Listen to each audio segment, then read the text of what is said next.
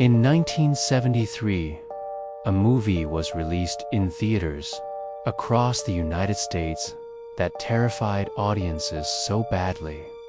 People were fainting in the aisles. Paramedics were called to cinemas. People ran out of the doors, vomiting and crying. The movie was The Exorcist. It told the story of a 12-year-old girl named Regan, who was possessed by a demon, and the two Catholic priests who gave their lives to save her. It is widely considered the scariest movie ever made. But at the very beginning of that movie, before the title even appears on the screen, there are 5 words that are far more terrifying than anything Hollywood could invent. Based on a true story. Most people know that The Exorcist is based on real events, but very few people know what actually happened, because the real story was locked away in the secret archives of the Catholic Church for decades. There was no little girl named Regan. It did not happen in Georgetown, and her head did not spin completely around. The true story happened in 1949 to a 14-year-old boy from Maryland. The Catholic Church protected his identity for his entire life, referring to him in their diaries only by the pseudonym Roland Doe. What happened to Roland Doe over the course of 3 months in 1949 is fully documented by doctors, psychiatrists, and multiple priests. It remains the most thoroughly investigated and recorded case of demonic possession in American history. This is the true story of the real exorcist. The nightmare began in January of 1949 in the quiet suburb of Cottage City, Maryland. Roland Doe was a normal, quiet teenager. He was an only child. He loved playing outside, reading comic books, and spending time with his family. He was particularly close to his Aunt Harriet. Aunt Harriet was a spiritualist. She believed that the living could communicate with the dead, and one afternoon, she introduced her 14-year-old nephew to a tool used for that exact purpose, a Ouija board. She taught Roland how to place his fingers on the planchette, how to ask questions, and to wait for the spirits to guide his hands across the letters. Roland treated it like a game. But a few weeks later, Aunt Harriet unexpectedly passed away. Roland was heartbroken. In his grief, he went to his room, pulled out the Ouija board, and tried to contact his aunt. He didn't know it, but according to the Catholic priests who would later document this case, Roland had just opened a door that should never be opened, and something was waiting on the other side to come through. It started with a sound in the middle of the night. Roland and his parents heard a strange scratching noise coming from the walls of Roland's bedroom. It sounded like rats clawing at the wood. The father hired an exterminator. They checked the walls, the floors, and the attic. They found absolutely nothing, but the scratching continued, and it began to change.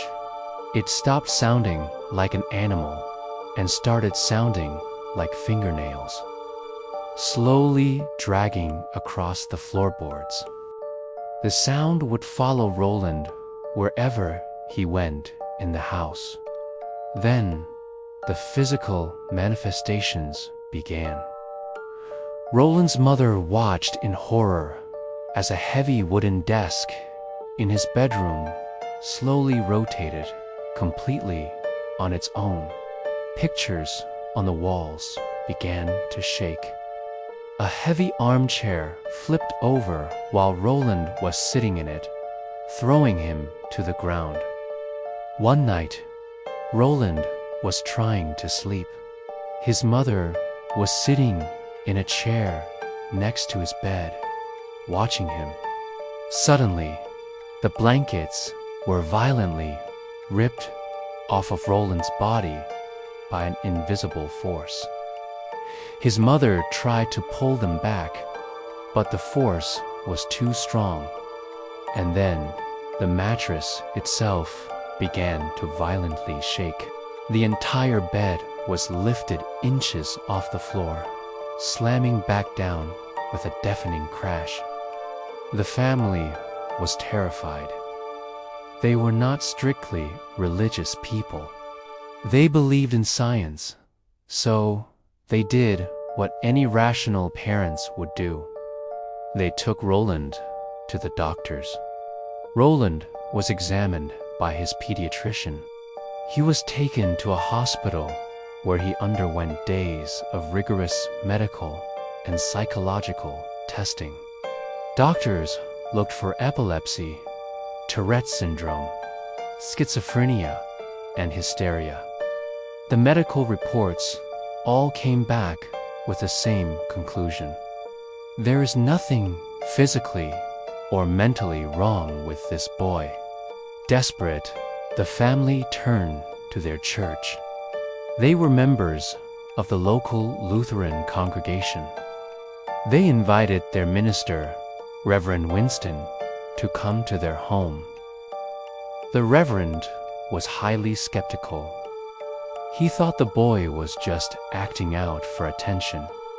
He decided to spend the night in Roland's room to prove that there was a logical explanation. He set up a sleeping bag on the floor next to Roland's bed.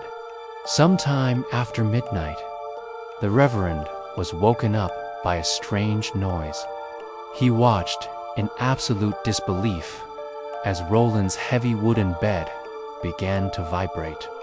Then it slid completely across the room, scraping against the wooden floor until it slammed against the far wall. Reverend Winston jumped up. He grabbed Roland and brought him to his own home, thinking that the entity was attached to the house, not the boy. But the entity followed them. That night, in the Reverend's house, a heavy wooden chair hovered in the air and crashed to the floor. The next morning, the Reverend sat down with Roland's parents. He was pale and terrified. He told them, "You need to go to the Catholic Church. They are the only ones who know how to handle this." The family reached out to St. James Catholic Church in Maryland. Father Albert Hughes was assigned to investigate. Father Hughes visited the boy. He witnessed the flying objects. He heard the scratching. He decided to perform the rite of exorcism at Georgetown University Hospital.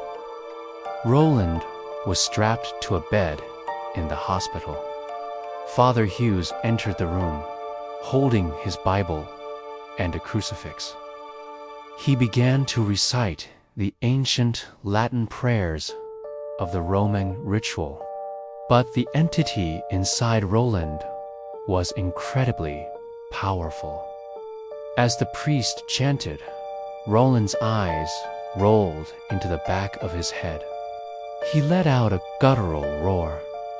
Using unnatural strength, Roland snapped the thick leather restraints holding his arms. He reached under the mattress, ripped out a metal bed spring, and slashed Father Hughes across the arm. The priest was bleeding profusely. The exorcism was immediately halted. Father Hughes survived, but he was so traumatized by the event that he suffered a nervous breakdown and refused to ever speak of Roland Doe again. The entity had won the first battle, and the haunting grew much, much worse. Strange, bleeding scratches began to appear on Roland's chest and stomach. But they were not random scratches. They were words. Words appearing from under the skin, as if someone was carving them from the inside out. The word H-E-L-L appeared on his chest. The word Christ appeared, but it was written backwards.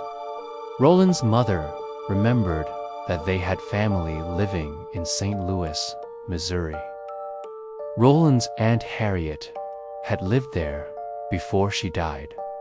The mother thought that maybe if they took Roland away from Maryland, the demon would leave him alone.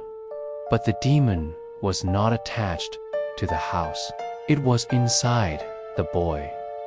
While in St. Louis, the family contacted St. Louis University.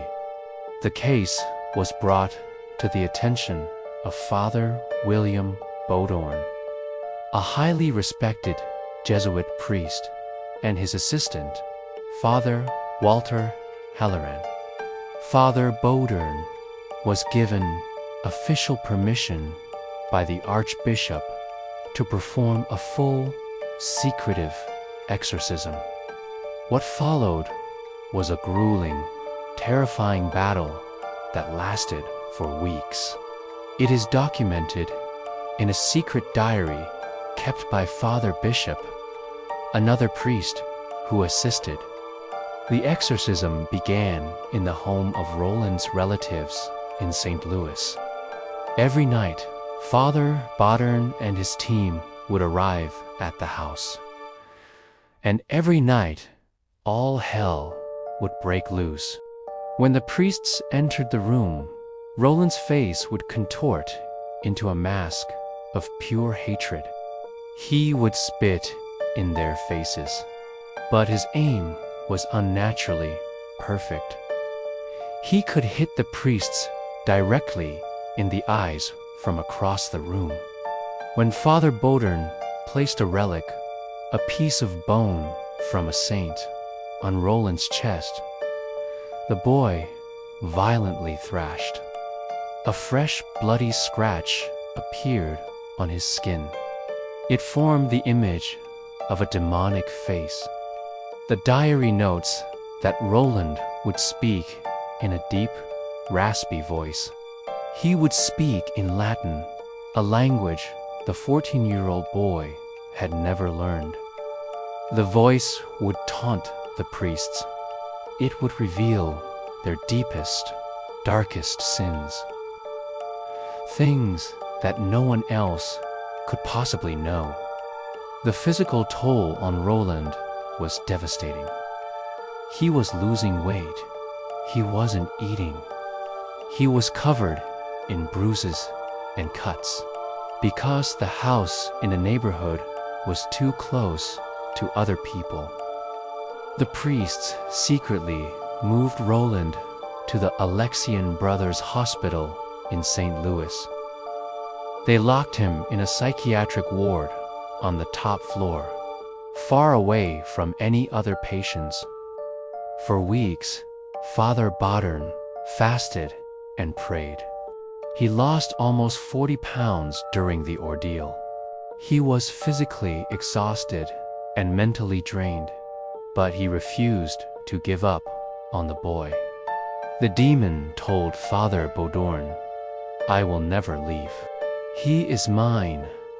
Father Bodorn replied, "He belongs to God."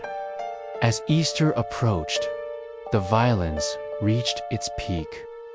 Roland was thrashing so violently that Father Halloran, the assistant priest, had his nose broken by Roland's flailing fists. On the night of April 18th, 1949, the day after Easter Sunday, Father Bodern prepared for what he felt would be the final confrontation. He walked into the hospital room. He placed a crucifix around Roland's neck. He forced a holy medal into Roland's clenched hand. Father Bodern began to demand, in the name of the Father, the Son, and the Holy Spirit, that the demon reveal its name and depart. The entity inside Roland screamed. It was a sound that the priests later described as the squealing of a slaughtered pig mixed with the roar of a lion. Suddenly, Roland's voice changed. It was no longer the deep, guttural growl of the demon, and it wasn't the frightened voice of a 14-year-old boy. It was a booming, commanding voice that echoed off the hospital walls. The voice said, "Satan, I am Saint Michael. I command you to leave this body now." Roland's body suddenly went completely rigid. His back arched off the bed. And then a sound echoed through the hospital. It was a massive, deafening crack.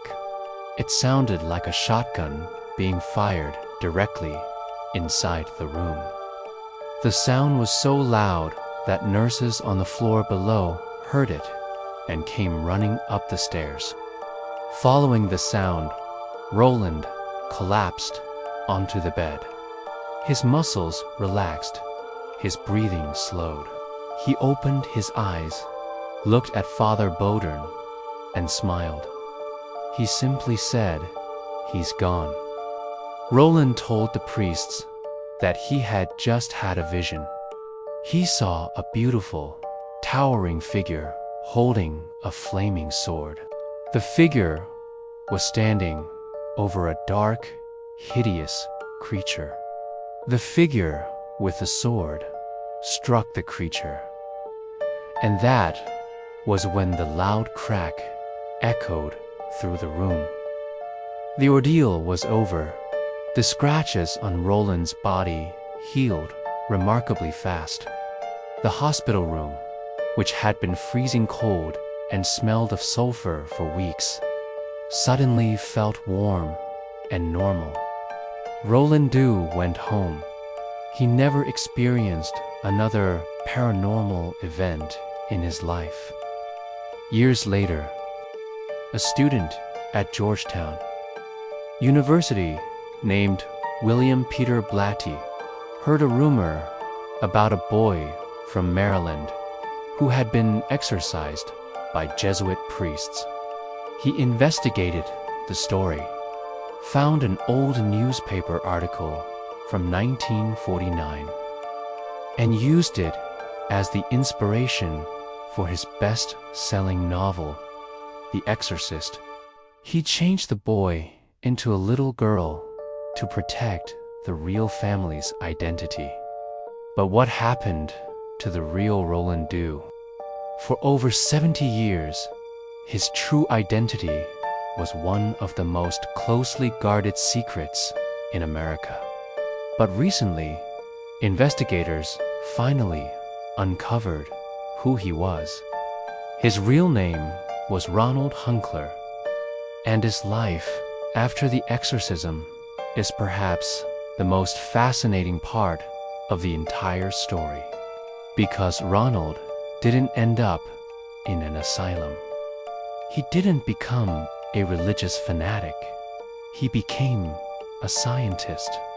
Ronald Hunkler grew up, went to college, and became an incredibly successful aerospace engineer.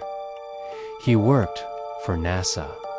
In fact, He was one of the brilliant minds who helped design the panels for the Apollo space missions. His work helped put American astronauts on the moon. He lived a quiet, successful life. He got married, had children, and lived until the year 2020, passing away peacefully at the age of 85. But those who knew him said that he was always deeply afraid. He never spoke about what happened to him in 1949. He lived in constant fear that his colleagues at NASA would find out he was the boy from The Exorcist. And until the day he died, Ronald Hunkler never stayed in a room by himself. He always left the lights on. So, what really happened in that hospital room in St. Louis? Skeptics argue that Roland was a troubled teenager suffering from a rare psychological condition. They claim the moving furniture and the scratches were all faked by a boy desperate for attention. They say the priests, wanting to believe in demons, convinced themselves that the boy was possessed.